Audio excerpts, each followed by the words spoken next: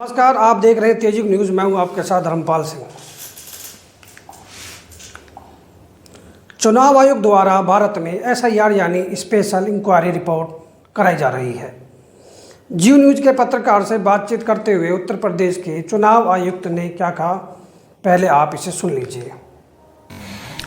4 नवंबर से शुरू हुआ था और 4 दिसंबर, जिसमें हाउस टू हाउस बीएलओस को जाना था और घर घर जाके जो 2025 की वोटर लिस्ट में जिन मतदाताओं के नाम थे उनके एन्यूमरेशन फॉर्म उनको जाके उपलब्ध कराने थे और फिर उन मतदाताओं के हस्ताक्षर किए हुए एन्यूमरेशन फॉर्म वापस कलेक्ट करके 9 दिसंबर को हमारी ड्राफ्ट वोटर लिस्ट यूपी की प्रकाशित होगी। दूसरा चरण फिर 9 दिसंबर से शुरू होगा, जिसमें ऐसे लोगों को, ऐसे निर्वाचकों को जिनके फॉर्म तो आए लेकिन उनका 2003 की वोटर लिस्ट में नाम नहीं था, उनको एक नोटिस जाएगा। उनसे अपेक्षा की जाएगी कि अगर उनका 2003 की वोटर लिस्ट में नाम था तो वो डिटेल बताएं, या एक 13-14 डॉक्यूमेंट्स की एक लिस्ट है वो अवेलेबल कराई जाएगी, उनमें से कोई एक दस्तावेज दे दें।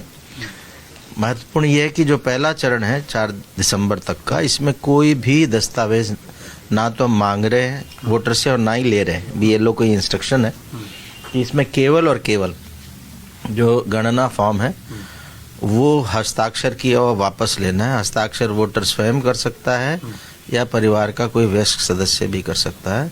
उसमें 3 चीज़ें मैंडेटरी हैं। एक अपना फोटोग्राफ लेटेस्ट वोटर का, और माता का नाम और पिता का नाम, ये 3 मैंडेटरी हैं। ये 3 के बाद हस्ताक्षर करके दे देंगे तो नाम आपका ड्राफ्ट वोटर लिस्ट में आ जाएगा। इसमें कुछ और सूचनाएं मांगी गई हैं जो वैकल्पिक हैं, जिसमें date of birth, mobile number, Aadhaar card और पिता का नाम, पिता का एपिक नंबर, माता का एपिक नंबर, पति या पत्नी का नाम, उनका एपिक नंबर, ये अगर अवेलेबल हैं तो भर दें। अगर नहीं है तो केवल माता पिता का नाम लिखें, अपना मोबाइल नंबर भर दें, जिससे कल को नोटिस वगैरह में भी और बाकी में सुविधा रहेगी, और फोटोग्राफ और साइन करके दे दें। इसमें एक चीज़ और भरनी चाहिए वोटर को, वो है ये जो गणना फॉर्म है, इसमें मैंने कहा कि पहला जो ऊपर के हैं ये आज की तारीख में वोटर का क्या इन्फॉर्मेशन है, डेट ऑफ बर्थ, मोबाइल, आधार, पिता माता का नाम, पति पत्नी का नाम और फोटो। और उसका जो सेकंड हाफ है नीचे वाला, उसमें से 2 कॉलम बने हैं, लेफ्ट में और राइट में। ये 2003 की वोटर लिस्ट में उसकी जो डिटेल्स लिस्ट में है वो भरनी है इधर लेफ्ट वाले में। ये अगर भर दी तो राइट की ज़रूरत ही नहीं है, तो काम पूरा हो गया। ऐसे वोटर को कोई भी नोटिस नहीं जाएगा। युवा वोटर जिनका 2003 में नाम नहीं था वो लेफ्ट वाला नहीं भर पाएंगे, और राइट वाला भर सकते हैं। किसका भर सकते हैं? या तो माता का नाम हो, या पिता का नाम हो, या ग्रैंडफादर या ग्रैंड मदर, उसमें दादा दादी, नाना नानी, ये 6 रिश्ते हैं जिनमें से किसी एक का अगर 2003 में, तो यहाँ भर सकते हैं और फिर साइन करके बीएलओ को दे दें।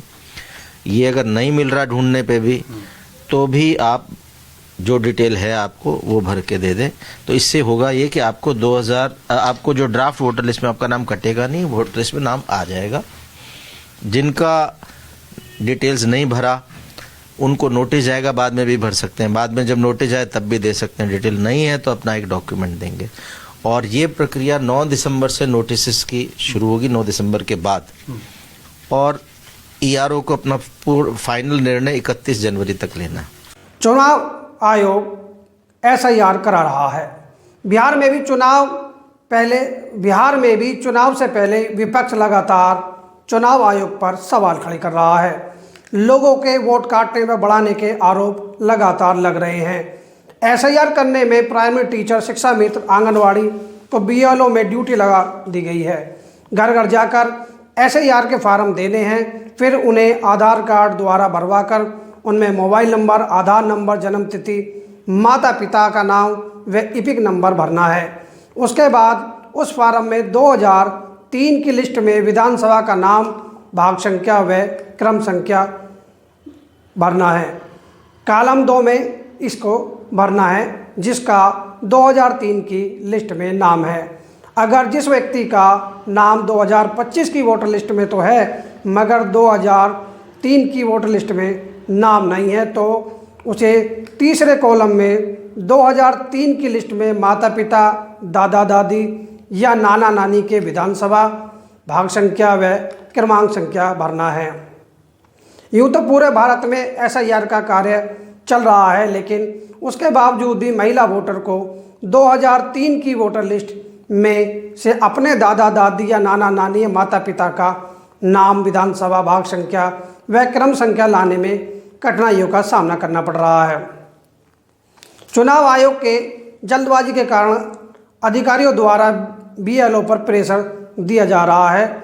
बीएलओ रात दिन जागकर काम कर रहे हैं। ज़्यादा प्रेशर होने की वजह से अब तक 19 दिनों में 7 राज्यों में 17 बीएलओ की मौत हो चुकी है।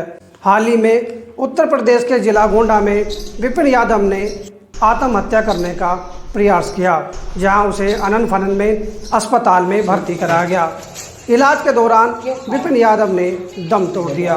मरने से पहले बीएलओ विपिन यादव ने कहा, एसडीएम वीडियो व लेखपाल के दबाव के कारण जहर खाया।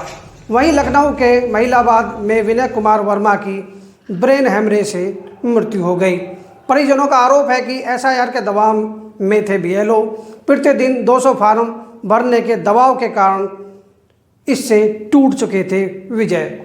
आम आदमी पार्टी के राज्यसभा सांसद संजय सिंह ने अपने एक्स पर पोस्ट किया कि देश में अब तक 18 बीएलओ की जान जा चुकी है। मोदी के हित की रक्षा के लिए कितने गिरोगे ज्ञानेश्वर कुमार, और कहा ज्ञानेश कुमार पर हत्या का मुकदमा दर्ज होना चाहिए। विपक्ष लगातार आरोप लगा रहा है कि चुनाव आयोग को एसआईआर की इतनी जल्दबाजी। कांग्रेस राष्ट्रीय प्रवक्ता सुप्रिया नेत ने क्या कहा, आइए सुनिए। 19 दिन 7 राज्य और 17 बीएलओ की मौत हो चुकी है। आखिर इन मौतों का जिम्मेदार कौन है? वोट चोरी की वजह से लोगों की अब जान जाने लगी है। युद्ध स्तर पर जो वोट चोरी करने के लिए एसआईआर का जबरदस्त प्रेशर है, उसके चलते बीएलओ और पोलिंग ऑफिसर्स की लगातार मौत की खबरें आ रही हैं। और सबसे चिंताजनक यह है कि उसमें से बहुत सारे लोग आत्महत्या कर रहे हैं। गुजरात में उषा बहन सहायक बीएलओ थी, कल्पना बहन सहायक बीएलओ थी। गुजरात के ही अरविंद वाढेर, गुजरात के ही बीएलओ रमेश, पश्चिम बंगाल में बीएलओ शांति मुनि, पश्चिम बंगाल के रिंकू, पश्चिम बंगाल की नमिता, उत्तर प्रदेश के विजय कुमार वर्मा, केरल के बीएलओ अनीश जॉर्ज, मध्य प्रदेश में बीएलओ उदयभान सिंह, मध्य प्रदेश के ही एक बीएलओ भुवन सिंह, मध्य प्रदेश के एक और बीएलओ रमाकांत पांडे, मध्य प्रदेश के एक और बीएलओ सीताराम गौंड, मुकेश जांगिड़ राजस्थान से, हरिओम जी राजस्थान से, एसआईआर सुपरवाइजर संतराम राजस्थान से, बीएलओ जाहिता तमिलनाडु से, और एक आंगनबाड़ी सेविका ने तमिलनाडु में आत्महत्या की कोशिश करी। आखिर एसआईआर कराने की ऐसी क्या हड़बड़ाहट है? ऐसी कौन सी जल्दी है जो लोगों की जान से भी ज्यादा कीमती है? इन जो निर्दोष बीएलओ की मौत हो रही है, उसके जिम्मेदार सीधे सीधे चुनाव आयोग, ज्ञानेश कुमार और नरेंद्र मोदी हैं। ऐसे ही तुगलकी फरमान जारी करके नोटबंदी और लॉकडाउन लगाया गया था, जिसकी कीमत आज तक पूरा देश चुका रहा है। वोट चोरी के लिए कोई अपनी जान गंवाए, यह कैसे बर्दाश्त किया जाता है? और इस पर चुनाव आयोग, खासतौर से मुख्य चुनाव आयुक्त ज्ञानेश कुमार जी, जो बहुत ज्ञान देते हैं, चुप रहे, वो अपने आप में बहुत सवाल खड़े करती है। क्योंकि मृतकों के परिवार से क्या आप आंख में आंख डालने की हिम्मत कर सकते हैं ज्ञानेश जी? और अगर नहीं कर सकते हैं तो एसआईआर जो वोट चोरी के लिए आप करा रहे हैं, उसका प्रेशर डालना बंद करिए, जिससे कि लोगों की जान बचे। लोगों को अपनी जान गंवानी पड़े, ऐसी कोई प्रक्रिया ना कानून सम्मत हो सकती है, ना सही हो सकती है। सुप्रिया सिंह नेत ने कहा कि बूथ स्तर पर वोट चोरी करके के लिए एसआईआर का जबरदस्त प्रेशर है। बीएलओ और पोलिंग ऑफिसर की लगातार मौत की खबरें खास तौर पे आत्महत्या करने को मजबूर हैं बीएलओ। चिंता का विषय यह है कि इन बीएलओ की मौत के जिम्मेदार सीधे सीधे ज्ञानेश्वर कुमार और नरेंद्र मोदी हैं। इस पर चुनाव आयोग खास तौर से ज्ञानेश गुप्ता की चुप्पी आपने आप में सवाल खड़ा करती है। क्या मृतक के परिवारों से आंखें मिलाने की हिम्मत है आपकी? वहीं सपा प्रमुख अखिलेश यादव ने बीएलओ और जनता के पक्ष में आवाज़ उठाई और चुनाव आयोग के तकनीकी और व्यवहारिक समस्या को समझाने और एसआईआर को समय सीमा बढ़ाने की मांग की। अखिलेश यादव ने आरोप लगाते हुए कहा है कि बीजेपी और चुनाव की जुगलबंदी बीएलओ की जान पर भारी है और जनता अपना सारा आवश्यक काम धंधा छोड़कर इसी में फंसी हुई है, जिसके कारण आम जनता को भी तमाम समस्याओं का सामना करना पड़ रहा है। समाजवादी पार्टी की मांग है कि एसआईआर की प्रक्रिया को सरल किया जाए, चुनाव आयोग द्वारा प्रशिक्षण देकर बीएलओ तैनात हों एवं राजनीतिक दलों के बीएलओ को परीक्षण किया जाए। उसके बाद एसआईआर अभियान कम से कम 3 महीने चलाया जाए, जिससे वोटर लिस्ट सच में शुद्ध होगी और वोट देने लायक पात्र जनता का एक भी वोट नहीं कटेगा। वहीं पश्चिम बंगाल में एसआईआर के खिलाफ ममता बनर्जी ने भी मोर्चा खोल दिया है।